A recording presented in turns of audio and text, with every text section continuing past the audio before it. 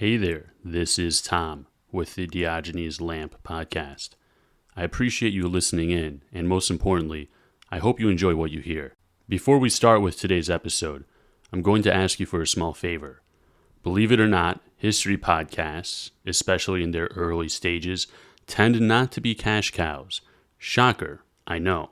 I too was blindsided by this news. Now, I didn't go into this for the money. I think that much is obvious. But unfortunately, books, research materials, and equipment aren't free. Please, go to patreon.com/Diogenes Lamp Podcast, and for less than the price of a coffee once a month, you can become a member and get access to bonus episodes, recommended reading lists and documentaries, shout-outs, and anything else we'll offer in the future as this project grows. If you are especially broke, hey, I get it, but please, make sure to give us a 5-star review when you listen to us on Spotify or Apple Podcasts, and subscribe to the pod on your preferred podcast listening medium. Your support is appreciated, and more importantly, it is needed in order to keep this operation going. On that note, I hope you have a great day, and now back to the show.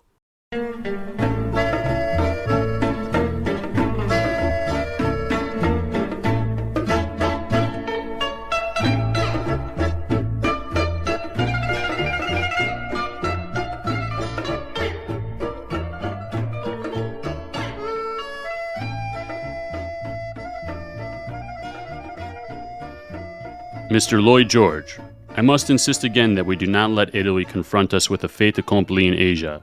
We must allow the Greeks to land troops at Smyrna. President Wilson, the best means of stopping the Italians' ventures are financial. Mr. Lloyd George, have we ever prevented the Turks and the Balkan powers from making war, although they have always suffered from lack of money? My opinion is that we should tell Mr. Venizelos to send troops to Smyrna. We will instruct our admirals to let the Greeks land wherever there is threat of trouble or massacre. President Wilson, why not tell them to land as of now? Have you any objection to that? Mr. Lloyd George, none. Clemenceau, nor have I, but should we warn the Italians? Mr. Lloyd George, in my opinion, no. Good evening, everyone, and welcome to the Diogenes Lamp podcast, episode number 19, Bread Olives and King Constantine, Greek Monarchism, Part 2. We got Basil here with us once again. Hello. Hello. How'd you like that little conversation? It's interesting getting some context behind some of these decisions, so it's interesting to hear. Yeah, for sure. What do they say? Politics is what is our meetings, that conversations that happen behind closed doors, or something, some quote like that, you know. Yeah, because these things had to be decided at some point, so it's interesting having a record of it. Right, and how it actually went down, what was said. Mm-hmm. You know, I'm sure there's a lot of other stuff, but yeah, that was like one of the big things, that how the Greeks ended up in Smyrna. And really cool book. It's funny to point out that, you know, when don't the Balkans not have money? Yeah. And when aren't they not fighting? You know, it's just in our blood. Yeah, it's never stopped them before. Nope. The Greeks, after all, have two gods of war, Ares, and then Athena, who is the goddess of strategic war. So it's either just pointing that out. Chaos, and you know, it happens at all times. Yeah, this is true. This Throw is in very a couple true. coups, and you got the Greek identity right there. Right. Listen, no coup since 1974. Actually, excellent. And that's pretty good. That's like 50 years. Yeah. Good. We look good compared to our neighbors. Let's put it that way. Exactly. It's not a very high bar. It's not the bar we should actually. That's a bar that you never make progress with. It's a bar with love, because we love them. I want to make sure that we don't cause another war just by saying, look at our neighbors. Good food, good people. We're surrounded by good people, nonetheless, and good food. This book too, Ionian Vision. You see it. Great book. It's got the little map with Venizelos and Megali down the front. Highly recommend. Anyways, let's get back to the monarchy primer that we had going last time. We'll continue to breeze through the late 1800s. We had Pan-Slavism started to emerge as like a political force. And most importantly, of course, to our story, this is a threat to Greece, right? Perceived as to be anyways, right? There was a conflict in 1886 where Germany and Italy blockaded Greece for a month. In 1893, the Corinth Canals formally opened. Big deal, of course. And that same year, Prime Minister Trikoupis states in Parliament, and, quote, "Unfortunately, we are bankrupt." So, once again, we're Direct bankrupt. to the point. We love it, actually. Yeah. And this was before Goldman Sachs existed. So he couldn't even cook the books if he wanted to. Right. Jeez. It's just, they opened the checkbook and it was at zero. The numbers say zero. We're broke, gentlemen. This is bankruptcy. So, brightish note, though, the first Olympics in over 1,000 years were held again in Athens in 1896. So, by all accounts, they were an absolute success. It's really good, international PR and stuff like that. Like, you couldn't ask for anything more. I feel like if you're trying to build your soft power, to have something like that happen, right? Yeah, for sure. The birthplace back of, the Olympics back at it. And of course, as you guys may have noticed per the date, we are approaching what's called the Black 97. And I know we barely mentioned it in previous primer episodes. We're not getting much more into it here either.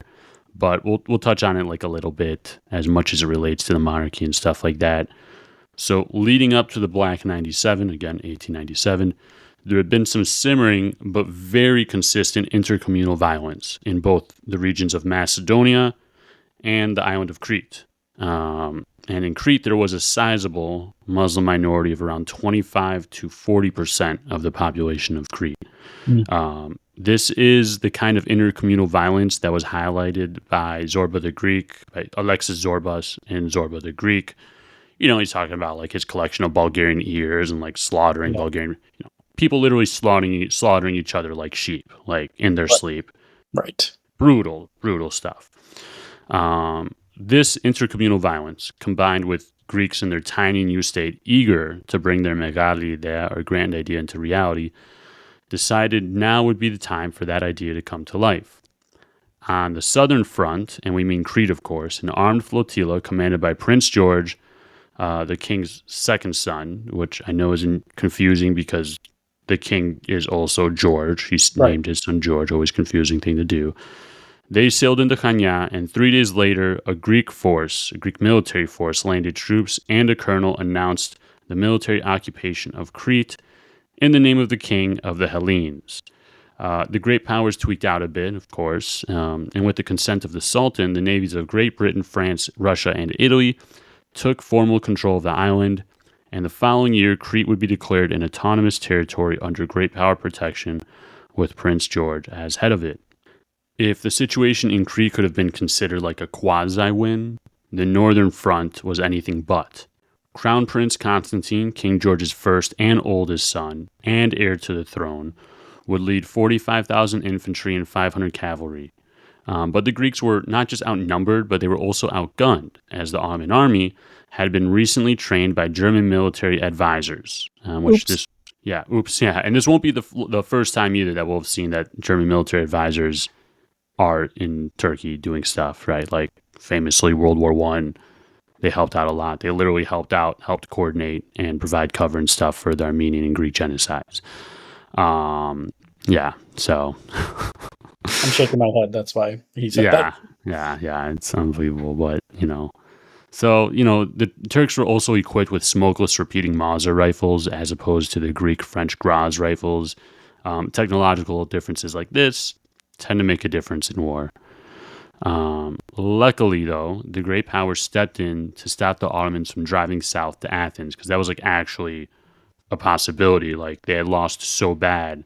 They're like, holy shit, there's like very little stopping them from going all the way to Athens and just closing up shop on this whole new Hellenic state project, right? It could have just been reabsorbed back then. Right, that could have been the end of it.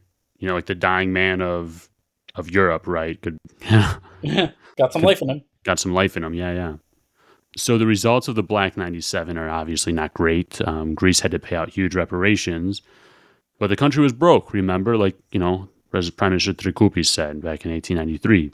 So then who paid the indemnity? Who paid the reparations, Basil? I'm going to say they took out a loan. Yes. How would you figure? Yes, more debt. Yep. But who paid the loan? Like who's the loan? I'm gonna It's a say the great big three. the big three. That's it. Hey, good guess. Big three for 500. Yeah, exactly. It's the Put that great towards powers. the debt. What was that? Put that towards the debt. Yeah, right. Ding, ding, ding. So they set up an international financial commission, the great powers did, and like effectively they took control of the Greek economy completely out of the hands of the Greeks for the time being. For the crown, the conflict was a mixed bag on their reputation. Crete kind of win, but Crown Prince Constantine on the northern front, and really the monarchy as an institution as a whole, did receive some criticism because of like command stuff and because of the whole debacle on the northern front. How much of it is their fault? Debatable, of course, but still, like it didn't go well. Who are you going to be mad at? The people that are in charge, and Right. when you're a constitutional monarchy, like the king's on the front line, it's kind of like the king is going to get some shit, right? Yeah. Naturally. The Greek state and the monarchy hobble along, dealing with the aftermath of being completely broke and still hanging their head in shame from the recent defeat. But the Cretans didn't care. They're like that sometimes. And they wanted enosis, or union, not just like a semi-autonomous state. And while the island didn't have any Ottoman troops, they had all left the island in 1898. Remember, there was that multinational force of Russians, British, Italians, yada yada, keeping the peace, like we said earlier. This still wouldn't be enough to like pacify the Cretans. So at that point, the minority in Crete was still there, or had they left with the troops? There was no. They were still there. They were still there. Okay. They were still there. So they had started leaving, like there had started been migrations out, but the biggest like exflux, if that's the opposite of influx, came with the population exchanges, the Cretan Muslims, as they're famously known as. Right. It's funny you bring them up. I actually met a bunch in 2013. I went to this little island right by Mytilene called Junta. It's a specific area where it has a high concentration of Cretan Muslims. It's crazy because like Crete was like anywhere from, like I said, right, 25 to 40. I forgot if I said that already, but it was like 25 to 40%, Muslim. The irony is that Crete was 25 to 40% Muslim, becomes part of Greece. Cyprus was 80% Greek, only 20% Muslim. And look at this result today. Yeah. It's like Cyprus was more Greek, arguably, you could say, quote unquote, than Crete by some measurements. And then imagine like if there was a solution to Crete like there was with Cyprus, like imagine a split Crete. Right. That's wild. Yeah. Like down, one side and one side, North, south, diagonal, whatever. Imagine, Yeah, it's interesting. History's crazy like that. It's but yeah, I met a bunch of Cretan Muslims. Actually, I mean, I got a rug here on my floor I bought from one. Nice. And they talk like Greek still with a Cretan and at this point like Turkish accent, so it's like heavy like Trakocia, Diakocia. Yeah. Stuff like that, like 200, 300 as I was tagging with them. Nekadar, how much? And I used to know a little more Turkish. Belirum, a little bit. That's it. Lukhmajun, Nekadar, Ekmeksu, whatever. So, Prince George, who was the governor of the island, had thoroughly pissed off a lot of the Cretan leadership because he was like walking a delicate line. He didn't want to provoke the great powers because, for obvious reasons, right? They're the great powers and we're broke. Didn't want to piss off the Ottoman Empire because we just lost a big war and we're not really in a position to do much. And he also generally just like wasn't respecting the Cretans' desire for self-governance of the island and for enosis. Enosis was a big deal. Right. And so thus, on all fronts, really. Yeah, exactly. On all fronts. He's just pissing off the locals. Plus, he's not Cretan. He's like he's a foreigner. He's like Sendo. So this resulted in what would become known as the Therizos Revolt in 1905, led by just some 40-year-old lawyer from Chania, no-name guy called Leftherios Venizelos. We know him. We know this guy. I've heard this name before. Yeah, so this is like his first big thing, you know what I mean? Like his first big spotlight, debut, if that's the word. And And, this is what would really launch his career. And this disagreement also between Venizelos and royalty in general would become a reoccurring theme in modern Greek history. If you haven't noticed by now, of course you have, right? And by 1906, Venizelos, the Cretans, and the great powers would prove to get the better of Prince George, who would leave the island in September of that year. Of course, we're breezing over all of this, but just want to touch a bit on it and show that clashes between Venizelos and the royalty go farther back than just the Noembriana in 1916, because that's kind of always framed as the first big event, right? Yeah. But it's there had been some clashes earlier.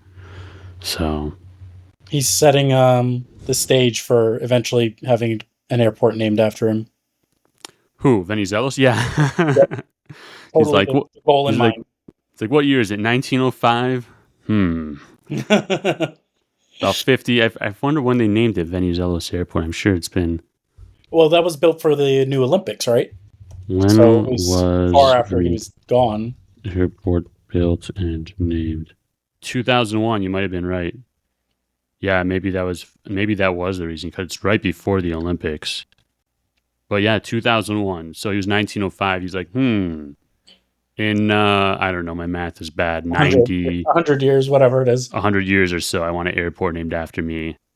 Fuck Prince George. He's those are the only two motivating factors. Yeah. Airport, I hate the prince. This is it. So, yeah. If you want to hear more about the Noembriana, listen to that one episode I had with Dr. Dale Pappas, who wrote that article, and it's really, really solid stuff. Great article and whatnot. So, yeah, Therisos Revolt, big deal. If you want to check more about it, I'd recommend a book called Venizelos, written by Michael Llewelyn-Smith, the same guy that wrote Ionian Vision. He writes a lot about Greek history stuff. That book goes a little more in detail about it. But whatever, we'll cover it one day. We'll get to it. By mid-1909, the royal family was looking, reputationally speaking, not great. Prince George failed to accomplish anything aside from pissing off the Greeks in Crete.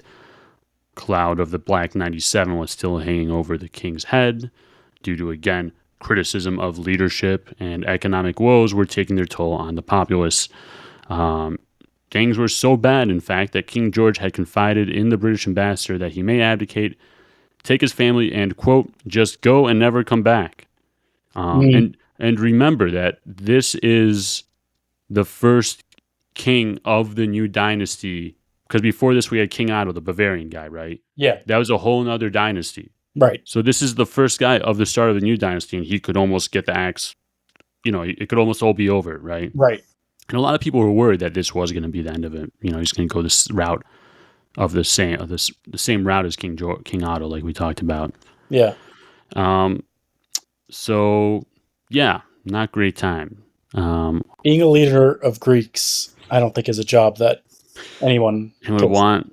Yeah. There's a really good quote. It's funny you bring that up. There's a really good quote by Metaxas. Oh my God, how does it go? It's right after he beat the Italians, and he goes something like, "They say since ancient times the Greeks are merciless or are mean to their political leaders. No, are unforgiving to their political leaders. But I don't believe that." It's because he has been because he had just won and everyone loved him because he had just beat the Italians. And he's like, they always say the Greeks are bad to their political leaders, but I don't buy that. Okay, yeah. That's so funny. I gotta find that quote. If I can find it, I'll drop it somewhere. Yeah. So anyways, it's against all this backdrop or climate, let's say, that the famous Wudiku takes place. I know you've heard of it a couple of times. You've just barely touched on it because, it's very kind of a very small thing in modern Greek history, but it's a big deal, right? Again, this is a primer of sorts on the Greek monarchy, not an in-depth look on republicanism or the role military played in Greek politics as a whole. I've said this more than once at this point, so we'll just be gliding over this coup because it's complicated and this is, like I said, a monarchy primer, so whatever. Another time we'll get into it. The coup was executed by a lot of names you might recognize by now. People like Pangalos. Pangalos, the skirt guy, cut money in half, dictator later. Llewelyn-Smith, remember, he played a leading role in the post-Asia Minor catastrophe coup that helped send the six to their deaths, as did Pangalos, also played a big role with that.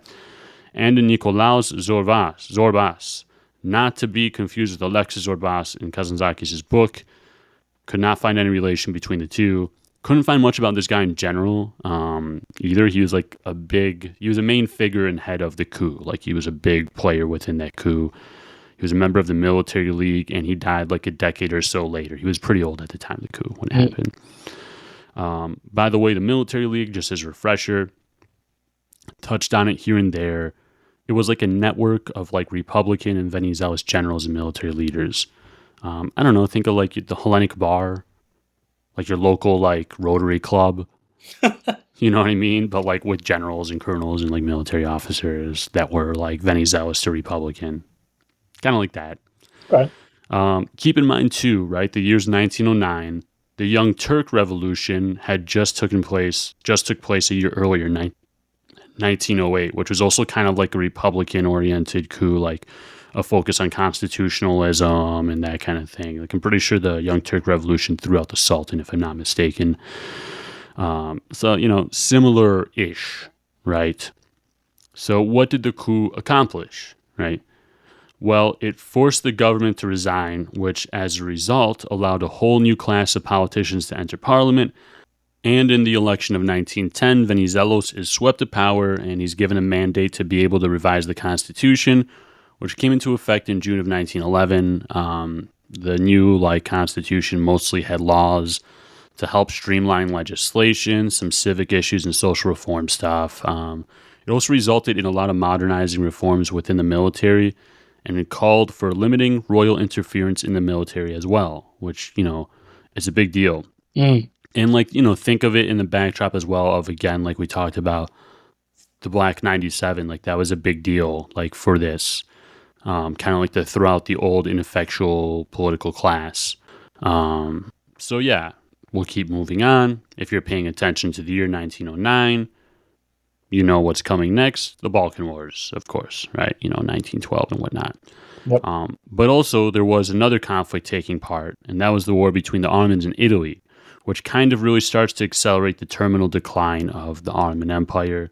After the Italians take Tripoli in Libya, some other land in Libya as well, they occupy the Dodecanese island chain. As we know, Greece won't acquire this until after World War II. So it's at this point where those become under Italian rule. Mm-hmm. We know what happens during the Balkan Wars, of course. Yep. And on November 8th, the army with Crown Prince Constantine entered Thessaloniki, beating a Bulgarian division to the city by less than 24 hours. Wild. Yeah, that's always wild. We've gone over that like 3-4 times, and every time I hear that, I'm like, Jesus. Fuck, yep. Crazy. 4 days later, Venizelos, the Crown Prince, and King George I all meet in the city and do a kind of like victory parade. Unfortunately, though, about 2 months after that glorious conquest of the co-capital, as Thessaloniki is sometimes called, King George I was assassinated. He was going for a walk, an afternoon walk, to the White Tower, obviously. Yes. If you guys, the listeners, don't know the White Tower, Google it, very famous landmark in Thessaloniki. So, and then just a guy sat up from a bench. The guy was just chilling on a bench. He sat up and shot the king in the back, killing him immediately at 49 years old. Wow. Not that that's like super young for, 1913, but, maybe he had another good 10 years in him, Yeah.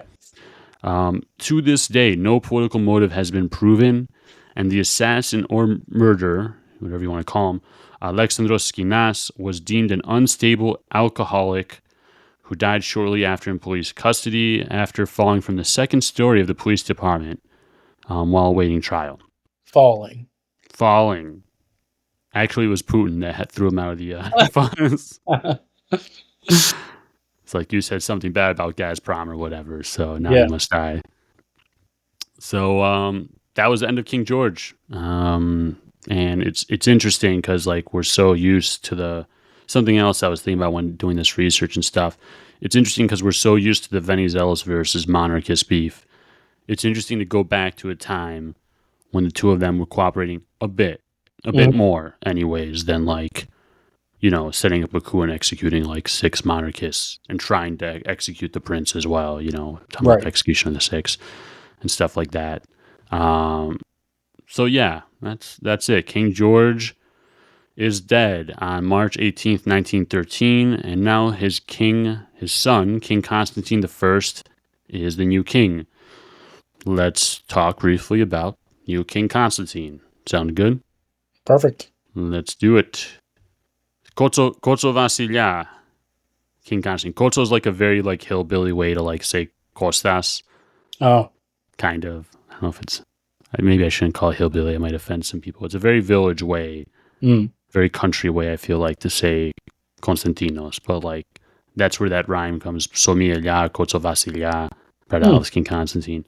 Anyways, King Constantine, born in 1868, and unlike his father, he was born in Athens, not in Denmark. So, like, he wasn't born in the purple, which, by the way, that's a reference to those born in Constantinople, surrounded by porphyry stone. But, like, I don't know, let's say he was born in the marble, because there's a lot of marble in Greece. What do you say? He wasn't born in Denmark, so. Born, yeah, miserable cold place. His father named him Constantine because he stated something along the lines of, it was a Constantine that lost the city, and it will be a Constantine that takes it back. A lot of pressure. Lot of pressure. As much pressure as we put on Fritz last episode, that dog. Exactly. For losing Constantinople. And the monkey. Damn monkey. So Crown Prince Constantine studied at the prestigious Llewelyn-Smith military school in Nafplio. In 1888, he married Princess Sophia of Prussia. And if you remember from previous episodes, Princess Sophia of Prussia was a sister of Kaiser Wilhelm II, making King Constantine to be brother-in-law with the Kaiser of Germany. So yeah. Starting to, get messy with the family tree. Oh yeah. That's one of the big things you learn in like history class about like what started World War I, like overlapping alliances, like royal houses, yada yada, economic tension, yada yada. But yeah, right? Like loyalty to a family, It's all like this. Just everything's crazy with those royal families back then. Everyone was like someone else's cousin from Russia to whatever. To the point where they almost looked the same. Yeah, I mean, definitely.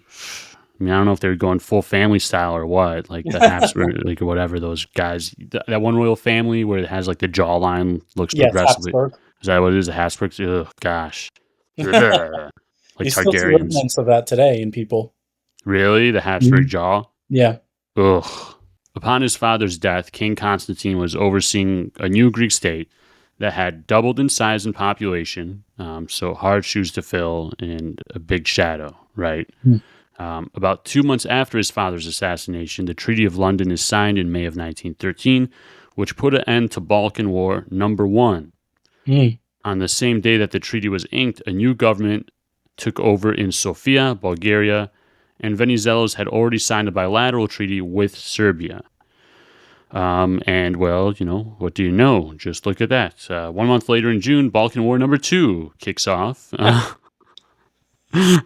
Again, hearkening back to what we said about Balkans and wars. Wars, coups, economic instability.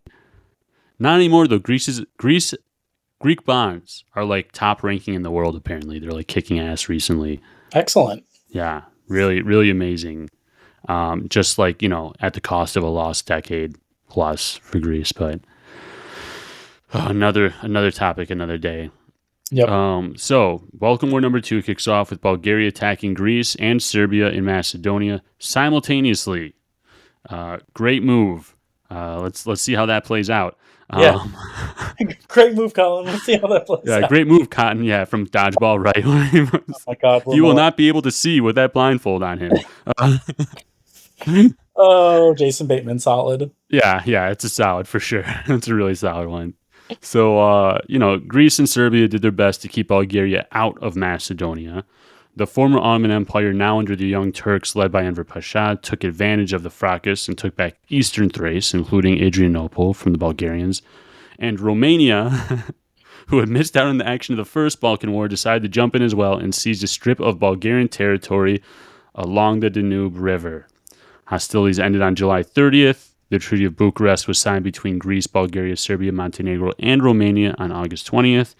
And this entire debacle will be known to the Bulgarians as the first national catastrophe. Basil. Yeah. Never a good thing to have a numerical qualifier to national catastrophe. Like, if it's called first. Right. They should start saying, like, first national prosperity movement. Start naming those things. Oh, like good things? Yeah, if only. That's a good point, eh? You never hear, like, that. Right. It's always bad. It's like First World War. Yeah. First genocide in the... Yeah. It's like first national catastrophe. Like, I'll put it up for more. First of 200 genocides in the late Ottoman Empire or something like that, or whatever. Ethnic cleansing number 1. Number 1 of 500. Yeah. Mm-hmm. It's true.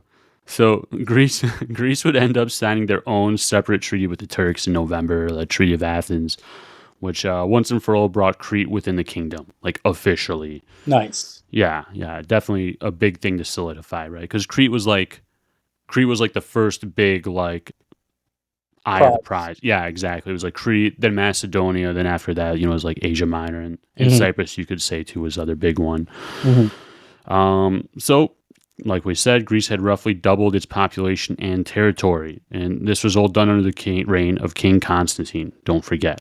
He had finished it off anyways. His father started it. Right. He finished it off. So pretty big win, officially getting Crete. In between Balkan Wars 1 and 2, all that stuff kind of helped nullify the bitter losses of the Black 97. It kind of washed it away a little bit. And we also have to keep in mind, during all of this, we had Venizelos as prime minister and the monarchy providing its own level of support and framework and all that. So it's cool. Like I talked about, when I mentioned a little bit earlier, kind of working together a little bit, not outright animus. So I don't think it needs saying much, but the Balkan Wars, transformative time for Greece. Right? Like, big deal. It wasn't just the boundaries or populations that expanded that made this transformative either. There's more to populations than just numbers, right? These numbers are actual people. Right. Some of these people in the new and expanded Greek state acquired included roughly 350,000 Muslims, 60,000 Jews of Thessaloniki, and a lot of Christian Slavs. A decent amount of Christian Slavs anyways. I couldn't find numbers, and those are just to name a few of these minority populations. There are many others. These minorities brought their own unique and different languages, religions. Some people spoke Albanian. As you remember, we briefly touched on the Cham Albanians. Some spoke Wallachian. Jews spoke Ladino. These new places the Greek state acquired with their new people and their new languages and new cultures would come to be known at the time as the New Lands, end quote, which is funny. Yeah. Yeah. What is that like referencing? It's just different, It's just they were different. They're like, Thessalonica was Macedonia was a very diverse region. Yeah. Like, I don't know about you, but I'm served all the time on Instagram the ethnic composition of the maps in the late before, yeah. And every single time you scroll, it's a different one because a different person, according to their national identity. Yeah, they fudged the numbers on them. But all we can all agree with is that it was ethnically diverse. Yeah, it was for sure diverse. And while there was you could say for sure that in certain areas there was, majority Greeks here, there's other areas where, there was a lot of Jews, like Thessaloniki, they called the mother of Israel. Right. It was very, and there were a lot of Slavs in Macedonia, and there were a lot of, Muslims and, every bunch of other people. So, and that's like a big thing with like a lot of, not all of Europe, like wars can be very homogenizing. Yeah. Even because, that. Like the idea of a ethno-state is like fairly New, yeah, it's very new. recent. You know, Yeah, it was always empires, and it was always, exactly. you know, Austro-Hungarian Empire, same thing. Like just Ottoman Empire. Yep, variety, which yep. led to conflict eventually. Like, That's true. It's very true. Yeah, I mean, they're all very much modern. Modern day nation states are very much more recent than empires, which were around for thousands of years. right, And we've had two world wars since then. Not to say anything, good or bad. Anyways, trust me, lots of genocides happened under them, but everything has its own problems as well. You know what I right. mean? And I don't think, Homogeny or diversity, everything. yeah, there's no easy fix ultimately. No, ELE, everybody love everybody. exactly. Love that. Everybody, that's from Semi-Pro with Will Ferrell. I don't know if you're Oh familiar. yeah, yeah. Is that tennis? The basketball. Basketball. Close. It looks like tennis because he has the really short shorts. Yes, yes. I know what you're It takes place in Flint, Michigan. They're all fighting on a bus. He goes, I have a ring. It says ELE. Everybody love everybody. And he's just trying to, it's stupid. It's a pretty stupid movie unless you like basketball a lot and you Right. love Will Ferrell. But yeah, like the pre-World War One, World War II, especially pre-Lausanne Treaty and population exchanges, Greece did have some sizable minorities for sure. So yeah, these are the new lands. And this isn't like old daisies and roses or whatever. In the process of these rapidly changing borders and the large regional war, that Balkan Wars number 1 and 2 were, hundreds of thousands of people were turned into refugees, fleeing the absolute hell that comes with over 4 different national armies duking it out for regions inhabited by a dozen or so different ethnic and religious groups. Like I said earlier, war is a very homogenizing force. And like if you're a Muslim refugee, where would you flee to? Probably where most of them are. Right, where's that? Ottoman Empire. No, Ottoman Empire, exactly, right? So a lot of them fled to the Ottoman Empire, right? They flee to Turkey. And this whole process, as historian Roderick Beaton points out, who's like very famous, used him as a source. He's a very well-known Greek historian on Greece. He points out in his book, quote, Greece will really like set off a chain reaction of events because like these now homeless Muslim refugees turn into, which I know it sounds crazy, but they now turn into settlers. And they crowd the Aegean coasts, areas that were, as we know, were especially populated by Greeks. And in revenge for what they had suffered, took their anger out on the Greek inhabitants, in many cases with the Ottoman authorities colluding with the violent perpetrators. Yeah. It's fucked up like It's a cycle. chain. Yeah. It's like a cycle of violence. It's like crazy. It's like absolutely bad shit. Because also, if you're thinking about it from like a Greek in the Ottoman Empire or in Smyrna or something like that, like you're just living your life. Right. And then a bunch of these dudes show up. Been to Greece. Right. I have nothing to do with any of this. Your life. And all of a sudden, like you get thrown into the mix. It's just like chain reaction. Yeah, it's terrible. Right. Absolutely terrible, right? So, that's going on. And these kinds of, this is like when these atrocities start apparently to really, really start to kick off. And there have been like on and off genocides for the last couple decades at this point anyway, so it's not like it's anything too new.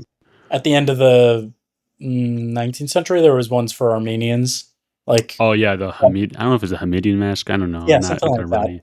But yeah, exactly. Like by the late 1880s, 1890s, there had already been a lot of shit, going on. So, all this stuff, all this hubbub, and these massacres that are happening on the Aegean coast in Turkey will come into play later, of course.